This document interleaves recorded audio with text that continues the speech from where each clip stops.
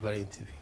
Inshallah. Okay, tell me, I know you've been doing one of the biggest events of the country, especially the way you've done it actually. You are pushing Prime Minister to say yes, and he did say yes. Also the mayor, I've been to one of them. Tell me, did you ever fail? Like, I'm sure there's struggle going to that level. If you failed, how did you overcome? That would be very interesting for our viewers. Yeah, I think yes is the answer. Yeah, in terms of fail, I think before you were asking me what's one of the saddest moments of my life, and believe it or not, it was actually at work once when I was working with a group of people, and there was a campaign they were really interested in, and I was quite young then. I was about 21, and I was too keen and not as strategic as I needed to be about things, and I misinterpreted how a certain party would interact with us. I thought they would help, and actually they were there for themselves.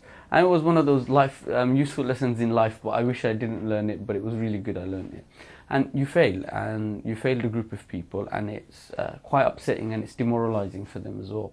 The way you pick up is you carry on and you say, look, other things can win. Like, the world has changed many times. We are at a time where, only 50, 60 years ago, civil liberties wasn't really understood across the world. And then you see the things like Martin Luther King and what that movement of the civil rights movement was able to achieve. But it's almost impossible to believe that life was, so bad for people of colour. Not that I'm saying it's that much, everything's perfect now. But you have to keep going, and that's the main thing. I think social change, like changing society, is like a snowball. You have to show people a certain win, even if it's small, and then lots of people start going, okay, there's something here, and then they carry on, and you get bigger and you get bigger. And so your ambition gets bigger and bigger as a result. Brilliant. Can I ask you something else, quite different than the usual ones? In our society, there are lots of young people, mashallah, they're going to universities, Oxford, Cambridge. We got not Prime Minister, hopefully, in the future. There should be one. Inshallah. But how do you see in 5 years' time, as you're progressing, how do you see this Muslim community, a small community in this country, UK, in 5 years' time? Where do you see them?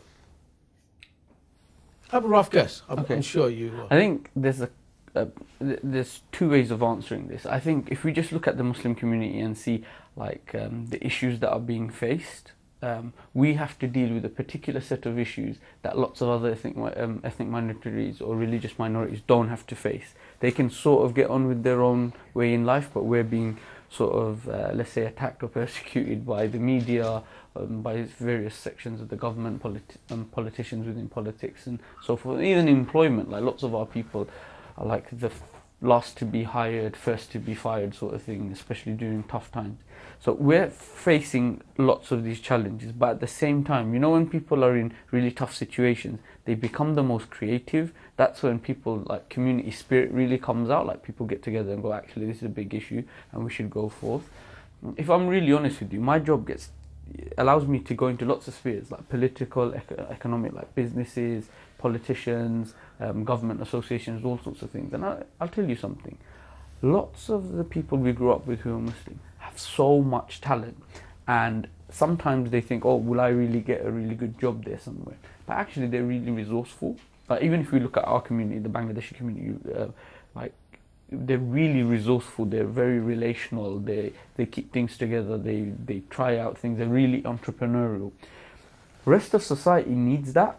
We just need to get into it. Like, when I meet lots of other organizations where they're just like, oh, how, we need these skills. I'm like, oh, I know loads of communities that are full of these skills. For example, like Tech City, the businesses around Old Street. It's one of the fastest growing parts of the economy in the country. And one of the things they struggle to do is employ talented people.